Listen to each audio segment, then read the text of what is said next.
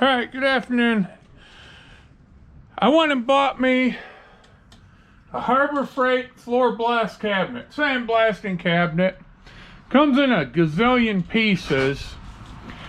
I went and watched a bunch of the hack videos before I even opened my box. They did make some changes to this cabinet based on what people were saying. So I've read everyone caulked the joints, all of them. I'm not even messing with the rubber tape. I'm putting silicone in every joint being done. Now, these bolts are supposed to go in. Well, I saw another guy and he brought up a good point. He didn't want any sharp edges sticking in because them gloves, they're not super expensive, but they don't give them away. So he put all his bolts coming out, and then he went and bought some acorn cap nuts to put over it so you don't gouge your arm on it putting in and out. And another thing a guy did, he put the bolts for the glass, instead of going in, he put those going out with the nut. And then he just trimmed, well, he took a drill bit, because these holes here, this is your panel that sits here with the glass. Well, if you put a nut here with the bolt sticking out, this won't go on. So he drilled this to go over that nut. He didn't drill it all the way through. But then with them bolts sticking up, this goes on, and he used cap nuts to hold that. So now when he needs to change the glass, he don't have to try reaching, because your door's over there, he don't have to try reaching all the way over here holding the nuts and all. He just undoes them knurl nuts, cap nut, whatever, and that lifts it, changes his glass, puts it right back on, and tightens those down. So I'm not gonna video putting this whole thing together, because what they're suggesting is you take, after you put this together, put a bead of silicone. Well, what I'm doing is I'm putting silicone to put all the panels on, and then I'm going to put a second bead. And then another thing I'm doing, I'm Loctiting every single one of these screws. This whole cabinet, every one of them is going to be Loctited. And bolts are supposed to come up, and the nuts in here with the bolt sticking up. Well, another good hack a guy did is put the bolts down again, because if you're moving your gloves trying to grab parts, you don't snag one and rip your gloves. So I'm going to put my bolt, and it'll stick way out after this is all bolt. You just take a cutoff wheel and cut them down to size. Mine are all going to be Loctited, so if I cut them, I ain't got to worry that they'll come loose or nothing, because like I said, I'm Loctiting everything. So how bright it's going to be in here. I may not do the light upgrade on it, but I'm doing probably 6 out of the 8 hacks. And, all right, here's where we're at so far. I don't have the latch on. That's my next thing. I got to put these cones together. A lot of people don't use this part because they cut the screen down so it sits farther down. I'm going to use that piece, and I'm going to use the screen full size, because once this is bolted together, I'm not going to take it back apart. But if for some reason I decide I need to cut this screen so it sits farther down in the cone, then I'll just reach in with a grinder and I can cut these and set it down. But that's where we're at. Now I just gotta get the cone built, and then I can put the bottom pieces on and the supports. The metal is really flimsy. When you take it out of the box, don't panic, because the more pieces you bolt together, I don't even have the crossbars in yet. And I mean, you really gotta, so far it seems to be a decent little unit. So it's taking me a little bit longer because I'm doing all my hacks as I put it together. Here's where we're at. I forgot the one upgrade I won't be using. I said I was going to go dual tube for a return and a draw. I'm not using these at all. I forgot about the last upgrade I was gonna do. I did get this already caulked. This is done. I didn't use silicone for that seam. I still have to caulk in here, but I'm using polyurethane. That way it don't get to stay sticky and soft and all that. It gets more firm.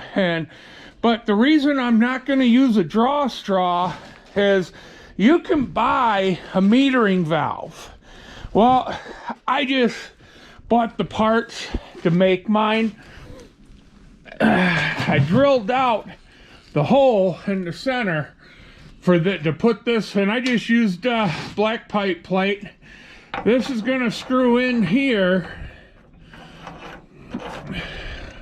and of course it's going to be tight and done with tape, and then this is going to screw on here,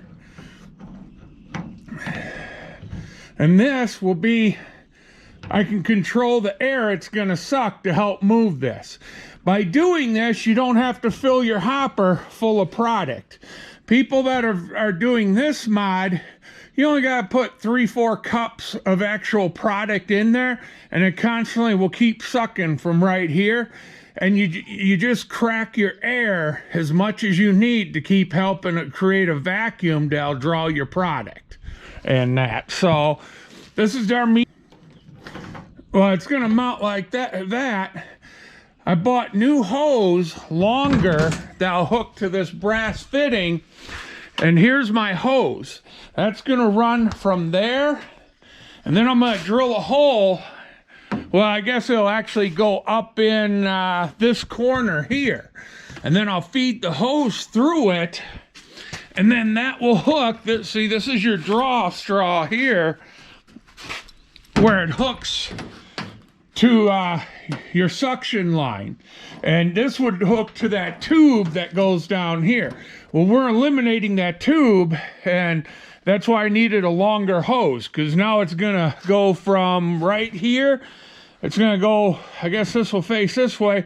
The hose is gonna come down, go in, and then it'll hook right here, and that'll be my controlled through my metering valve. Now, I have hacks if you want to run the tube. They do have hacks for that, and even after the hacks are done, people are saying there's slight surging and all that. The only thing I haven't done is I haven't upgraded my gun, and I'm going to try all these hacks using the stock gun, and if it works for what I need, I'm going to leave that. If it don't, then I'll look at the Eastwood gun with a foot pedal control. But that's what we got going on. So basically this is gonna hook here, and then this is the hose I gotta replace with a longer one, but this is just gonna hook to the metering valve here. That's all I'm doing. I'm taking that caulk and I'm putting it all the way around, and as you see, then once this is all together and assembled to that, then I'm going to run a second bead that I'll smooth with my finger on the joints, just like I did here. When this is bolted up, I still have to do that joint there, that joint, and that joint. And once those are done, that's where we'll be. So the gloves go here and in. So I put all these screws down all the way around.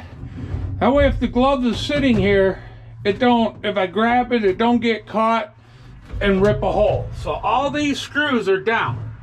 I put these screws face in. Well, right here is where your gloves clamp to. So I put all these screws out, and then you don't want, so you catch these and cut yourself. So I'm putting these Allen nuts on all of them, or acorn nuts. That's going to protect. Now, oh, hey, I got to still take pliers, tighten them down. The only hack, 2 hacks that I didn't do, I'm going to use the stock light for right now. Most people are putting a spot here and a spot over here. So that I'm going to hold off on. I do yet have to build the tray to cover this. I'm going to use this as my air in for my fresh air, and I'm going to put a plate here so it looks like this, But this is going to become my vacuum because I'm going to be blowing this way, so my dust is going. This is going to be where I'm going to hook the shop vac to, and I'm going to build out of 2 5-gallon buckets. I'm going to build a vac system use the vacuum, 2 buckets, the hoses. So I'll close this down and just put a small port. This I'm going to leave like this. Well, I do have the cap that came on this. I'll probably just put the cap on, drill some holes, but I'm going to put a plate. So it's done. I'm doing a metering valve. Otherwise, your tube comes down to about here. So you got to have your product this high. By using the metering valve, I can run that with just 3-4 cups down here, and it'll constantly cycle, and I don't have as much waste. So that hack's done. I caulked all these. I didn't even use the tape. It comes with this tape. I did use it here, but I'm running a bead over the top of this now. So, but I got this all caulked. These are all caulked. I still have to put that tray in down here for my legs, but that's it. We're pretty much done. I still have to put the latch on this. We'll show more as I get it up and start sandblasting, but just a quick short video about some of the hacks I did and what I'm doing. So the only thing left in here that I'm going to use is I'm going to use the stock light switch. The light's on my workbench. I got to put this on for my latch and both. I did all but 2 of the hacks, and that was for the lights and cutting the screen. And all right, I'm putting my gloves on now. What you need to kind of watch, I mean, I'm taking my glass so it's easily removable, but one thing to keep in mind, if you ruin a glove, watch how you put these clamps on. Because if you put them facing this way, to screw them versus this way, or at a weird, or like this, you're going to have an issue, because the gloves you're supposed to put on when you put this piece on. So these should have been on a long time ago. I chose to do them last, but now it helps you, because now it's, okay, I'm going to do the screws so I can reach through here and not have to remove. My glass is going to be easily removable, but I don't want to have to remove glass if I got to do a glove. So now there's one on. Make sure you orientate them so they're straight up and down. Right is right, left is left. But pay attention to how you put these clamps on to clamp your gloves. I thought I had a bulkhead fitting, and I don't, so I did this for right now. I don't like that. I'm going to get a bulkhead fitting so I can cut this, clamp it on, and then clamp it on this side. I got to redo that, but glass is going to sit. I just got to push down, put the wing nuts on them. But I just wanted to touch bases. So your bolts go down.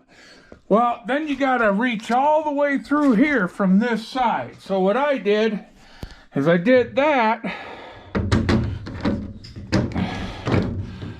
and I put my bolts all like that. I'm missing one. I gotta go to the hardware store. There's missing one bolt in the kit. Not a big deal. And I Loctited this nut. So now I can undo them wing nuts, lift this. I can change my glass, my protective film, however. What you have to do is take a drill bit. I didn't drill them all the way through. I just drilled them to enlarge them, because how they came stock, they wouldn't sit over that nut.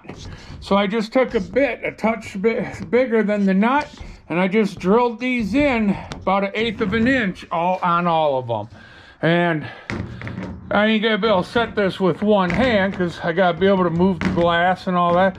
But now all I have to do, just line it up there. And you can see how they're there. Now I just gotta slide this. I'll reach through here.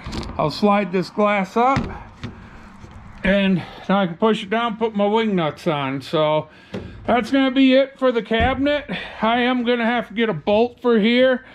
I'm gonna get a bulkhead fitting. I don't like that. The rest of this is all done. Here's my flow meter. Now all I have to do, well, I gotta hook that, close that so my media stays in, but I'll close this and I'll just adjust it open and close as needed for better flow on the media. I gotta put a coupler on there so I can hook my air hose, and we'll need a cyclone setup for my dust collector. But I'm going to use it without that just so I can get these pieces finished, because as soon as these are finished, I got a cement mixer that you pull behind your car. It's old, the tires are off it, so I got to hook the trailer up, bring that here, and I'm sandblasting that for a guy. It's an antiquer one, and he just wants to redo it to have in his yard. So, okay, it's sandblasting our first piece. This definitely got to get a bulkhead fitting. No, not an option. I couldn't finish hooking up my light. I got the box for it, where you screw on. I didn't get a power cord, so I'm calling Harbor Freight this morning so I can get my power cord. But flow system is working fine. You do have to play with this valve a little bit. I was blasting, just holding the trigger with the door open right here. I'll just go right here blowing, and that's how I dialed in my flow meter. I sandblasted this, and fine tuning to do.